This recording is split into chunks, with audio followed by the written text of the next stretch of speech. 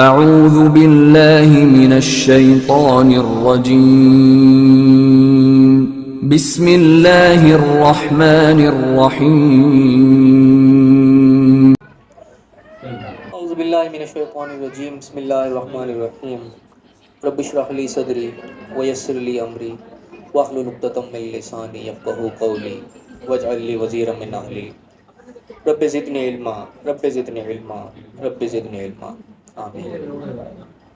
آج 8 اکتوبر 2022 ہے اور اللہ کی توفیق جو اپنا 15 روزہ درس کرتے ہیں اس کا انعقاد ہم اپنے وقت مقررہ پر ہی کر رہے ہیں۔ سورہ نساء ہماری چل رہی ہے، اس کی آیت نمبر 104 تک جو ہم پڑھ چکے ہیں۔ آج انشاءاللہ آیت نمبر 105 سے جو ہے وہ اپنے درس کا آغاز کر رہے ہیں۔ اہم آیات چل رہی ہیں، بڑی ہماری زندگی سے تعلق رکھنے والی توجہ طلب آیات ہیں۔ دیکھتے ہیں اللہ تعالیٰ نے کیا فرمایا ہے۔ اعوذ باللہ من الشیطان الرجیم بسم اللہ الرحمن الرحیم انا انزلنا الیک الکتاب بالحق لتحکم بین الناس بما اراک اللہ، کہ بے شک ہم نے نازل کی تیری طرف کتاب حق کے ساتھ تاکہ تو لوگوں کے درمیان فیصلہ کرے جو کچھ اللہ نے تجھے دکھایا ہے۔ اللہ تعالیٰ اپنے نبی سے جو ہے مخاطب ہے اور اس کتاب کی طرف توجہ دلائی جا رہی ہے کہ یہ کتاب جو ہمارے سامنے موجود ہے یہ اللہ تعالیٰ نے نازل کی ہے اپنے نبی کو۔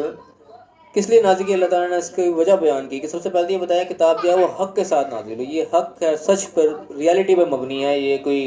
خیالی پلاؤ نہیں ہے، اس کے اندر کوئی اس قسم کی باتیں نہیں ہیں جو کہ صرف قصے کہانیاں ہیں۔ یہ بالکل 100% حق پر مبنی کتاب اللہ نے دی ہے ہمیں،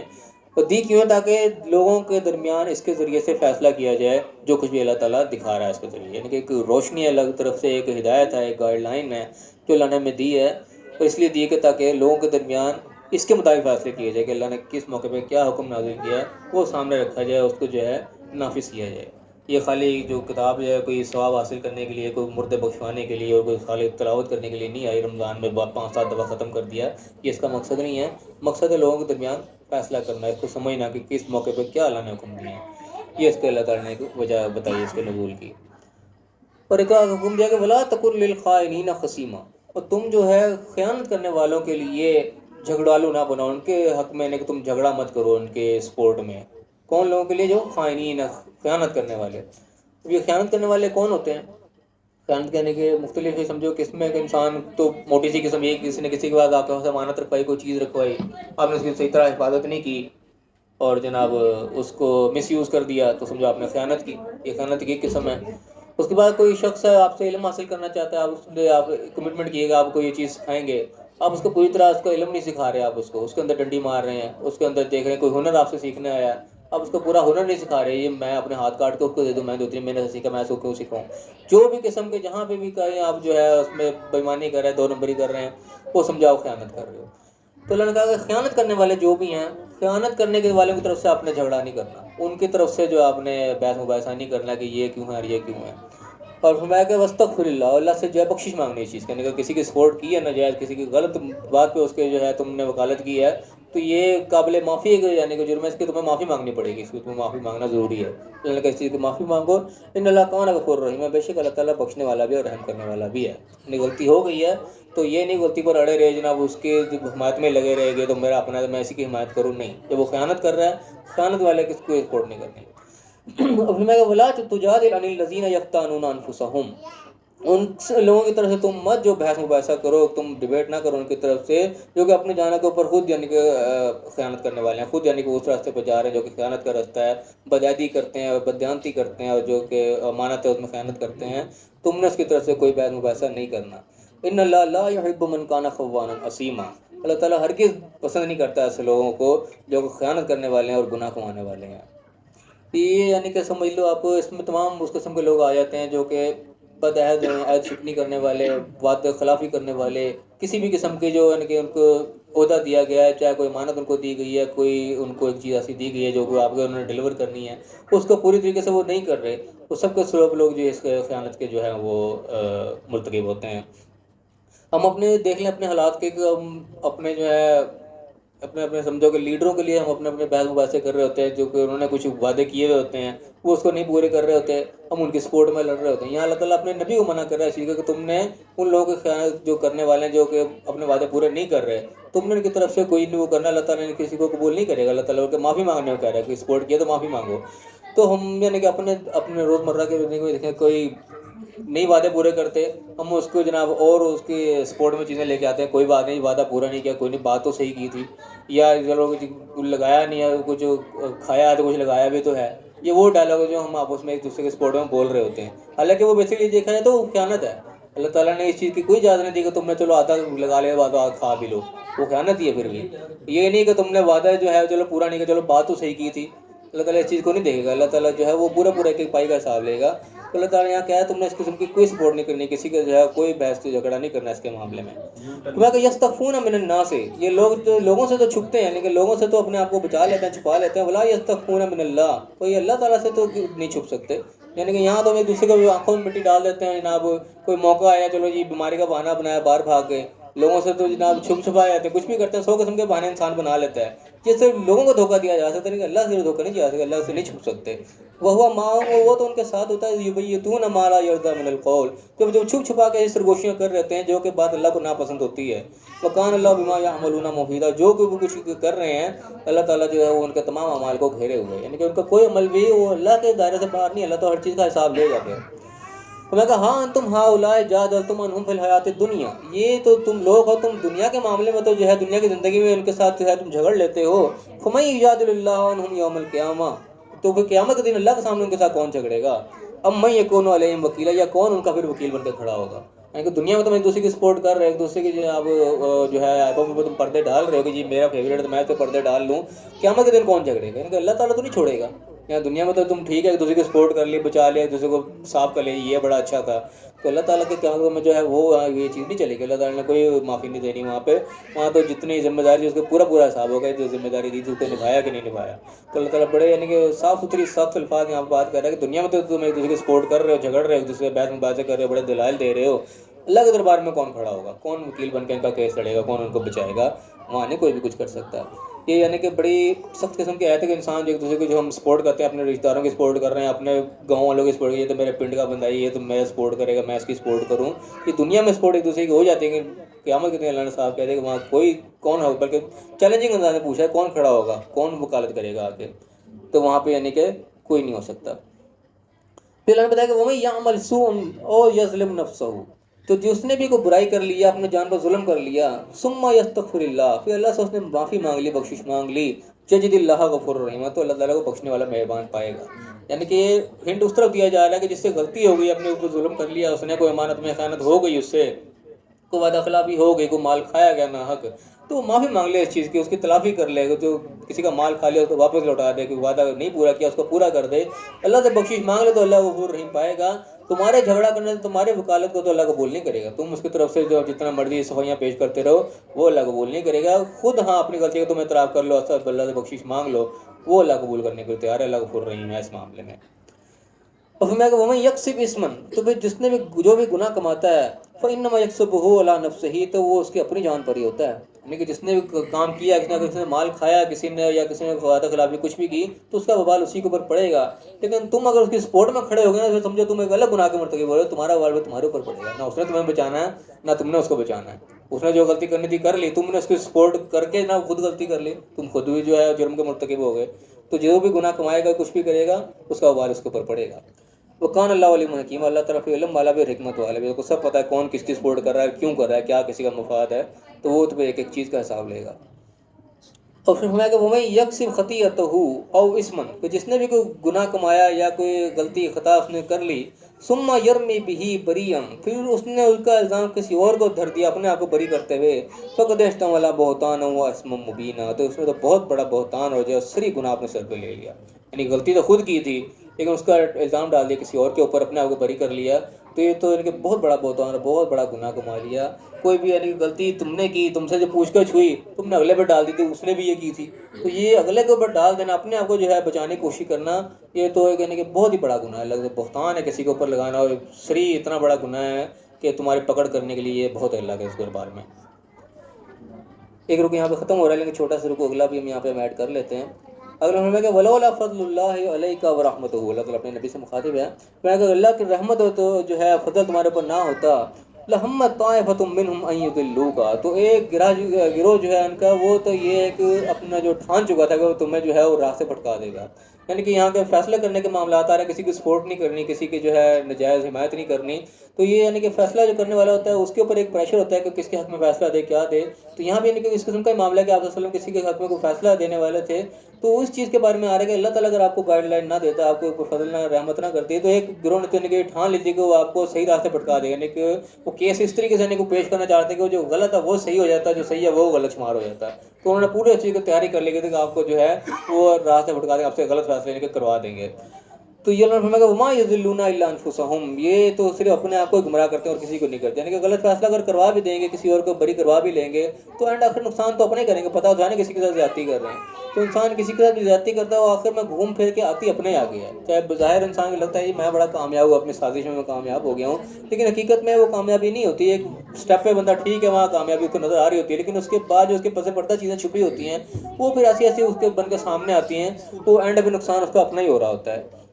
وما یضرونک من شیء، یعنی تیرا تو کچھ نہیں بگاڑ سکتے. یعنی کہ اگر وہ نبی سے غلط فیصلہ لے بھی لیتے تو نبی کا تو کچھ نہ بگڑتا، وہ تو اپنی جگہ بری ہوتی، کیونکہ ان تو دلائل پہ فیصلہ کرنا تھا. وہ اگر غلط دلائل سامنے لا کے پیش کر دیتے تو اس میں نبی کا کوئی نقصان نہیں تھا، بلکہ آ جا کر ان کا اپنا ہی نقصان تھا. وقتی طور پہ چاہے وہ کیس جیت جاتے، کچھ بھی کر لیتے، لیکن اس کا جو رد عمل آگے نکلنا تھا اس کے بدلے میں کیا کچھ بھی لگ تو اسے مصیبتیں آ جاتی ہیں، پھر کیا کیا جو ہے ایسی بیماریاں آ جاتی ہیں. وہ انسان کا اپنا کیا ذرا پھر اس کو اپنے آگے آ رہا ہوتا ہے. انسان کہتا ہے میرے پاس یہ مصیبت آ گئی، میں یہاں پھنس گیا، میں وہاں پھنس گیا. وہ پھنس انسان اصل میں اپنی ہی وجہ سے رہا ہوتا ہے. اللہ تعالیٰ سے ظلم نہیں کرتا کسی کے اوپر، اپنے ہی کرتوت جو گھوم پھر کے اپنے آگے آ جاتے ہیں. تو اللہ نے کہا کہ گمراہی اپنے آپ کو ہی کر رہے ہیں، کسی کو نہیں کر رہے.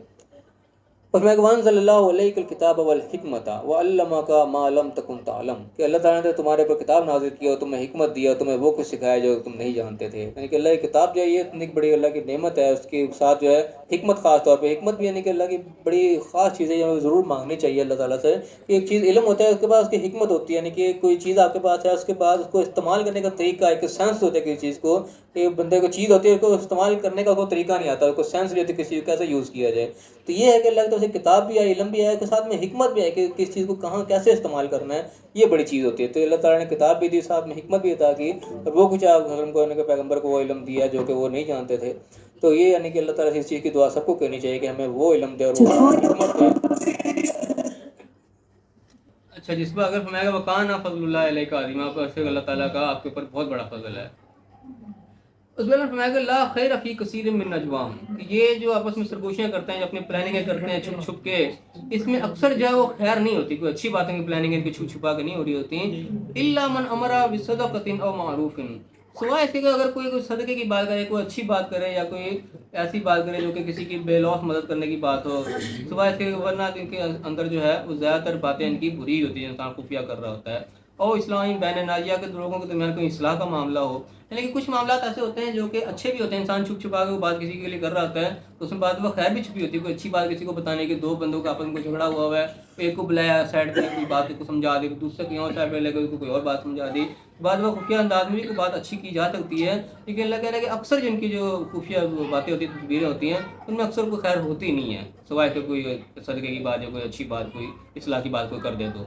تو میں یفعل ذلک ابتغاء مرضات اللہ ہے، تو اللہ کی رضا کے لیے اس قسم کا کام اگر کرے گا کہ یعنی کسی کے درمیان اصلاح کرا دے، کسی کو اچھی بات بتا دے، کسی کو صدقہ خیرات کی کوئی تلقین کر دے، تو پھر جو ہے اللہ کی رضامندی کے لیے جو یہ کرے گا فسوف نؤتیہ اجرا عظیما، تو ہم اس کو جلد اجر عظیم دیں گے. یعنی کہ خفیہ کسی سے بات کرنا بذات خود کوئی بری چیز نہیں ہے، لیکن اکثر جو ہے چھپ چھپا کے جو باتیں ہو رہی ہوتی ہیں، اکثر ان کے اندر خیر نہیں ہوتی. سوائے اس کے جو کوئی خیر کی اگر بات کرے گا اللہ کی رضامندی کے لیے، چھپ کے کوئی نیکی کا کام کسی کو بتائے گا، سمجھائے گا، تو اللہ کی طرف سے اجر بھی پائے گا.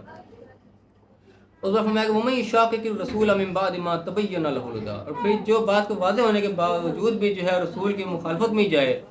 وہ يَتَّبِعْ غَيْرَ سَبِيلِ الْمُؤْمِنِينَ، اور اس راستے پر چلے جو مومنین کا راستہ نہیں ہے. یعنی کہ تو وہ بات ہے جو اللہ کے پیغمبر ہے، اس کے بعد بات ماننے والے جس طریقے سے چل رہے ہیں، تو اللہ کی بھی مخالفت کرے، اور جو بات ماننے والے ہیں ان کے راستے پر نہ چلے، اپنے جو ہے اللہ تعالی کا راستہ نکالے. پھر نوَلِّهِ مَا تَوَلَّىٰ وَنُصْلِهِ جَهَنَّمَ، پھر جہاں وہ مڑنا چاہتے ہیں پھر اس کو وہیں موڑ دیں گے اور اس کو جہنم میں پھر داخل کریں گے. وَسَاءَتْ مَصِيرًا، اور وہ بہت برا ٹھکانہ ہے. یعنی کہ اللہ تعالیٰ کا ایک سمجھو کہ رول ہے کہ جو شخص بھی جو ہے اللہ کی ہدایت پر عمل نہیں کرنا چاہتا، اللہ کی طرف سے جو ہدایات اس کو مل رہی ہیں اس کے مطابق پھر نہیں چلتا، وہ اپنے ہی جو ہے بات کو کرنا چاہتا ہے کہ جو میں چاہ رہا ہوں اسی طریقے سے معاملات ہوتے ہیں، جو اللہ نے طریقے بتایا وہ سائڈ پہ ہو جائیں تو اللہ تعالیٰ پھر اس کو خود ہی چھوڑ دیتا ہے وہاں پہ. اللہ تعالیٰ انسان کی مرضی کے مطابق اس کو پھر وہیں جانے دیتا ہے جہاں جانا چاہ رہا ہے. ہدایت پہ وہ نہیں چلنا چاہ رہا، اس میں جانا ہے دوسری طرف ہے تو اللہ بھی اس کو رسی ڈھیلی چھوڑ دے گا، جاؤ تم. لیکن اس کو انجام بھی بتا دے گا، انجام پھر اس کا جہنم ہے جو اللہ کے خلاف جائے گا تو پھر جہنم کا ہی راستہ بھی ہوگا اور وہ پھر وہ بہت برا ٹھکانا ہے. تو فی الحال یہاں ہمارا یہ رکوع مکمل ہوتا ہے. اس کی ہم تھوڑی سی کنکلوژن کر لیں، جو مین پوائنٹس گزرے ہم نے کہا مار لیں.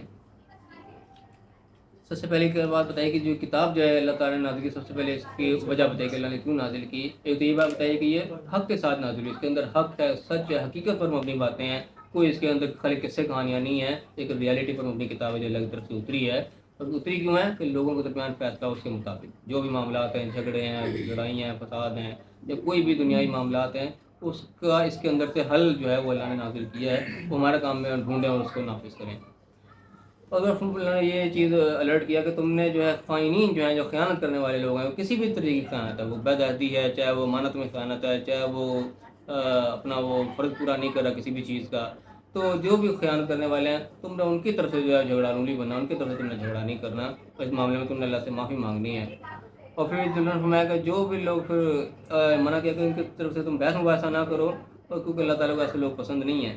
اور میں کہ تو جو بھی باتیں کرتے ہیں چھپ چھپا کے، اللہ تعالیٰ ان کے ساتھ ہوتا ہے. اللہ تعالیٰ ان کے اندر باتوں کو بھی جانتا ہے، اور جو بھی کچھ کر رہے ہیں اللہ ان کو گھیرے ہوئے ہے. تو بس میں کہ دنیا کے معاملات میں تم ایک دوسرے کے ساتھ جھگڑا کر رہے ہو، ایک دوسرے کے سپورٹ کر رہے ہو، بحث مباحثے کر رہے ہو، بڑے دلائل دے رہے ہو، تو یاد رکھو قیامت کے دن بھی اسی طریقے سے عدالت لگنی ہے. یہاں تو تم چھڑا لو گے تو وہاں کون چھڑائے گا؟ وہاں اللہ کے سامنے کون وکیل بنے گا ان کا؟ تو یہ اللہ کے معاملہ سے یہاں تک نہیں ہے، یہ آگے تک بھی جانی ہے بات. یہاں تم سپورٹ ان کی کر رہے ہو تو تم بھی ان کے ساتھ مجرم بنو گے، تم قیامت کے دن تمہیں بھی کھڑا ہونا پڑے گا. تو وہاں بھی کوئی کسی کا وکیل نہیں بنے گا.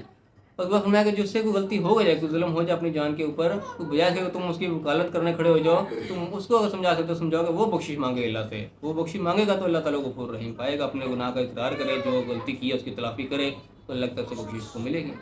تو اس میں کہ جو بھی گناہ کماتا ہے، جو بھی ظلم کرتا ہے، اس کا وبال اسی کے اوپر پڑتا ہے. کیونکہ جو اس نے کیا اس کا وبال اس کے اوپر پڑنے ہے. اگر تم اس کے سپورٹ میں کھڑے ہو گئے تو سمجھو تم اپنے آپ کو وبال کا جو ہے مستحق بنا رہے ہو. اور وہ فرمایا کہ جو پھر غلطی کرے اس کا جو ہے الزام دوسرے پر دھر دے تو وہ تو پھر بہت ہی بڑا گناہ ہے، بہت بڑا بہتان ہے، سری گناہ ہے جو اس نے اپنے سر لے لیا. تو غلطی تو خود کی، نام دوسرے کا لگا دے گی اس کی وجہ سے ہوئی جی، تو وہ تو شدید معاملہ خراب ہے.